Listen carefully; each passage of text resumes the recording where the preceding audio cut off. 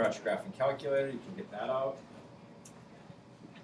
We're going to type this equation into y equals. So the very first thing we have to do is that equation in the box. We got it. Gotta get y by itself, right? So what do I have to do to get y by itself? I have to move that term to the other side.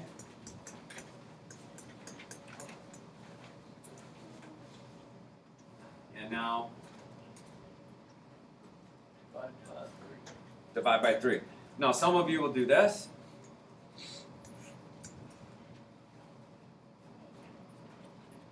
You divide the left hand by 3, you divide the right hand by 3, or you will divide each individual term by 3. I don't care. The two different answers that some of you will come up with. Some of you will say it's y equals parentheses 6x minus x cubed divided by 3. You'll type it in that way. And others will do the individual. So what's 6x divided by 3? 2x. What's negative x cubed divided by 3? Negative x cubed divided by 3. So you can type it in either way. They're equivalent expressions.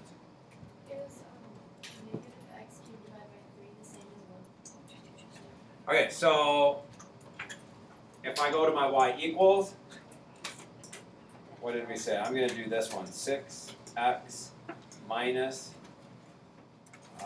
I just go x caret 3.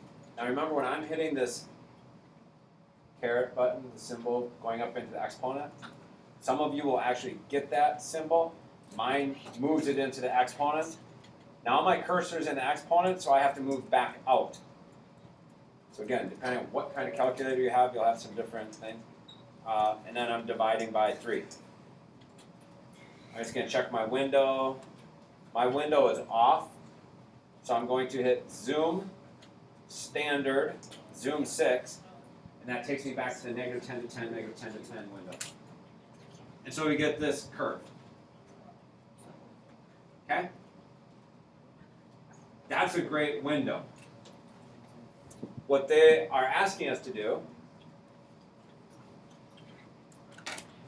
is to type in all these other windows. So I did this one first, and it looks really nice. So let's just see what happens. And this is more just to get you guys into thinking about the calculator. What would be wrong with this window? What is it negative 1 to 1, negative 1 to 1? Yeah. Also negative 1, or is it 10? I forget. What's the y value in the next? Negative 10, negative 5, Okay. negative 10 to 10. Negative 10 to 10. So let's say you grab your friend's calculator, you type it in, and you just hit graph. You don't even check your window. What kind of graph might you think this is? Linear. Linear. You might think that's a straight line, and now you're answering questions about a linear, but we saw it's like the cubic S-shaped curve to it. So that would be a huge issue if you're doing that. What's the next one? Negative 5, 1, 1, And leave it there. Yep. So now when you do this one, that's not bad, right? So the negative 10 to 10 and this one are pretty good. And then if we do this one, what's this, negative 1? This is only the y, negative 1. On the y. So this stayed negative 5? Yep. Yeah. Oh yeah, and then they want us to look what happens negative 1 to 1. And then this one, what might you think here? Well, you might think there are 3 linears, right? That's kind of what it looks like. And so make sure you, at this point in pre-calc, you guys should have a mental understanding of what the equations look like, cubics, parabolas, and what should I see on my graph. If I don't see it, I have to move my window, expand, contract it down to find a good one.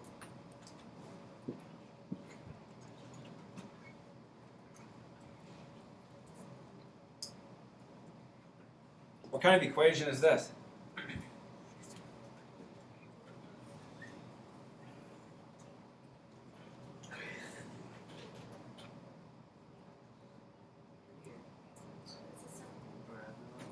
Circle.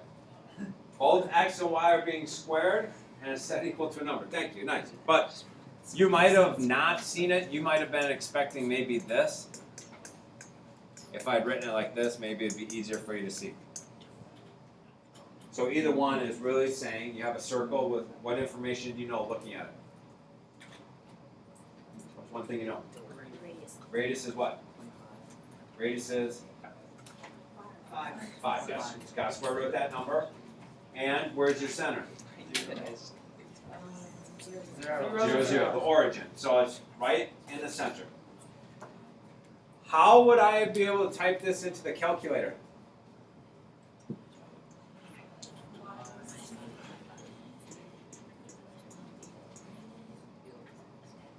I move the x squared to the other side. So I subtract it to the other side, and then what do you do?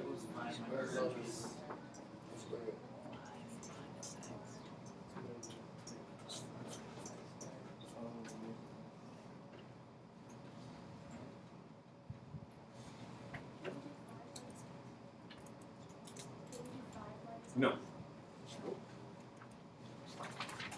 This particular quadratic does not factor into identical factors, so you can't separate them. What else are we missing? What do you mean the negative sign? It's a positive X. No.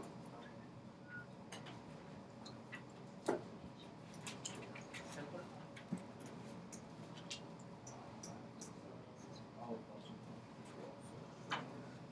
So we need to work on something in this class because this will happen throughout the semester, and I need some way to say, like I'll yell something out and you guys will all respond with something so that eventually we get this right. This is a very common error that when it's all about taking away an even power. The even power is in the problem, and mathematically if you take away the even power, it's not even power anymore, you took it away, we have to add the positive or negative. So somebody needs to work on that, some way that we can all remember that, okay?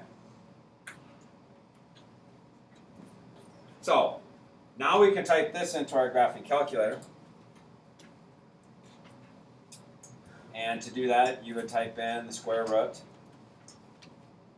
25 minus x squared.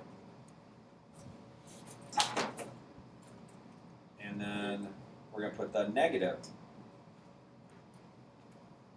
square root 25 minus x squared.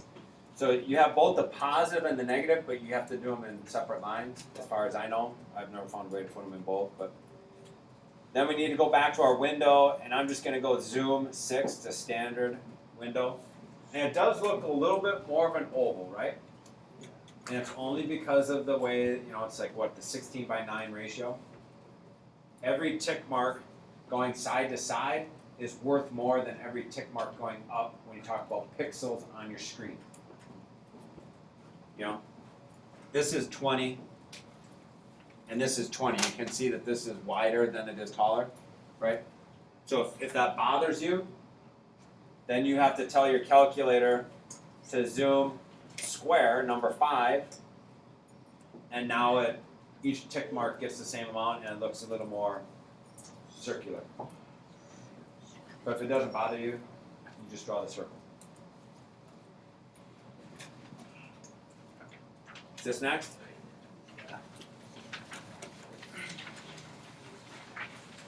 Okay, so we got 2 more things here and then we're done with this lecture. So, how do we get absolute value in there again? It says graph this absolute value graph by setting up an XY chart. I guess we could do that. We can make an XY table. I might do, let's say, -3, 0, 3, just to see what's happening. What happens when I plug in -3? -3 minus 2 is -5.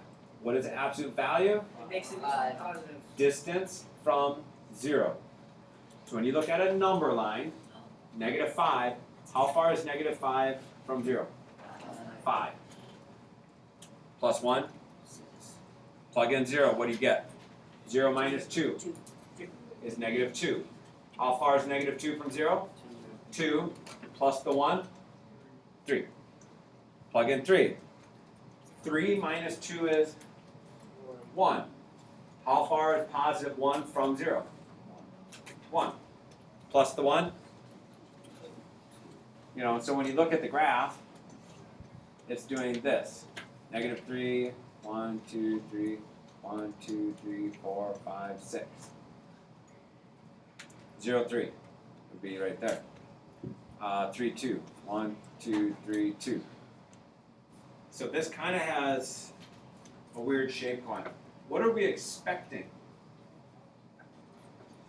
We're expecting it to like go like not like touch 0, to be like a parabola that will never touch 0. Not a problem.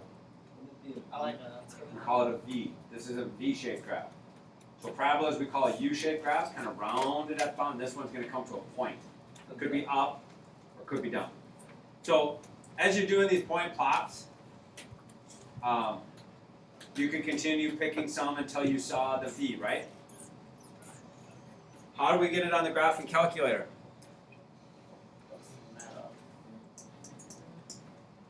Go to math. Go to math. Go to number. We have to slide over to a number and we have to tell the calculator we're working with an absolute value. Now when some of you hit absolute value, you'll get the A, B, S with the parentheses.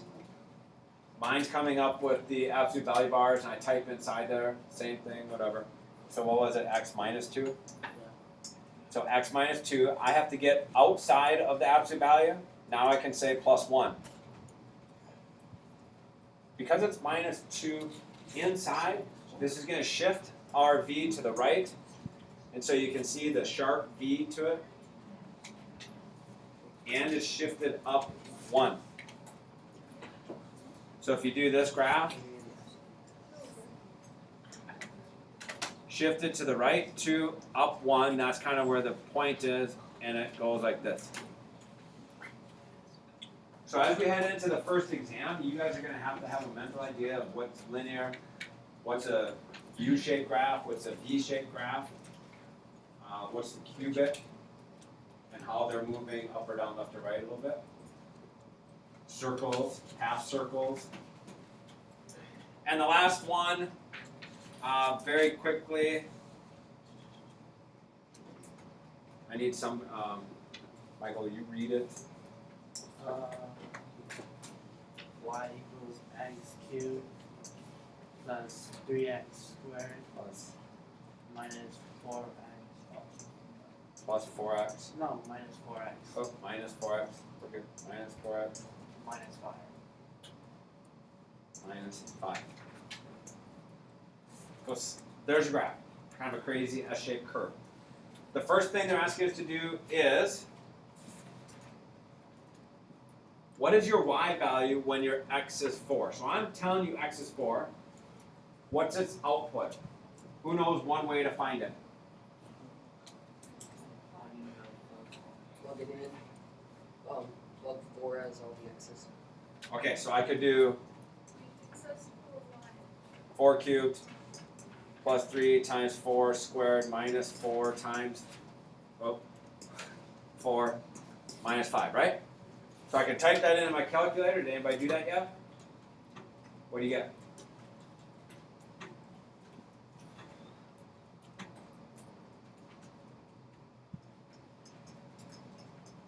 So in other words, if I write it as the y equals, I plug my x input, my 4, in everywhere. What do I get for an output?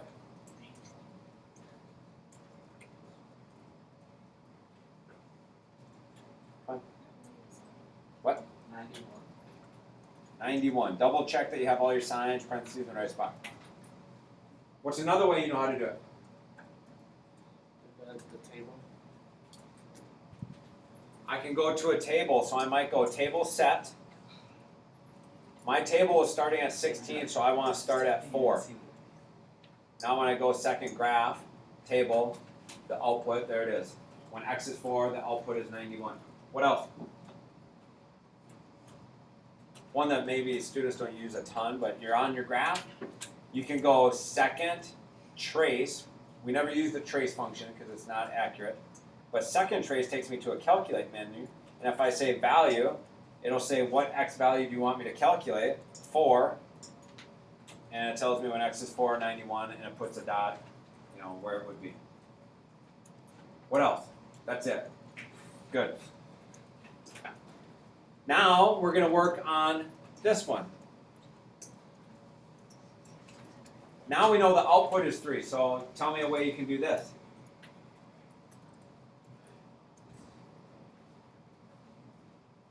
I'll go here. Maybe we need to like try to put all the X's on one side. All the x's are on one side, so we can put the 3 in here. Yeah, so why don't we have like why don't we put the 5 over? We can bring it over there, and we can try to factor it. Solve it as a polynomial. The only one that you guys probably know now is like factor by grouping, and this one not factor by grouping right now. But that is a possibility. So you'd have to look at the problem. You can do table start from Y. We could go into table set. Well, it doesn't matter really where we start. So let's look at this. I need to come back this way. So between.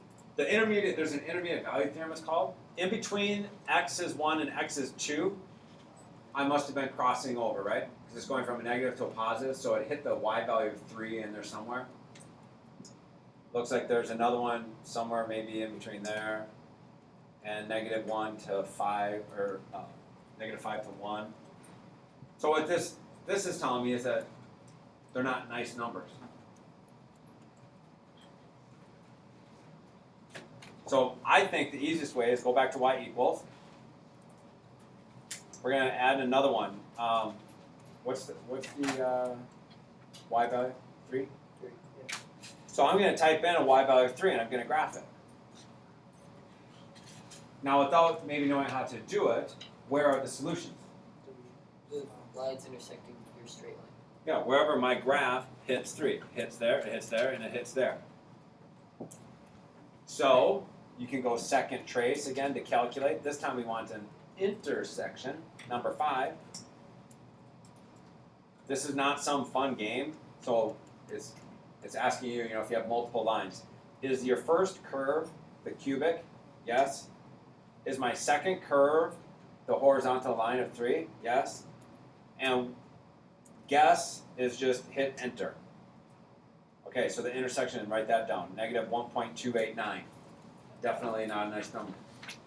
Now we have to find 2 more. So we do second trace again. Intersection. First curve, yes. Second curve, yes. Again, it's asking me to guess. What it's saying is, hey, I'm finding more than one, or maybe there are multiple. So you need to move the cursor until you're closer to one of the other intersections. Negative 3.489. And then you can do it again and move way over to the right and get the last one. Can you unfold it? This one, because you're seeing the numbers are nasty numbers. We're not going to be able to do it algebraically.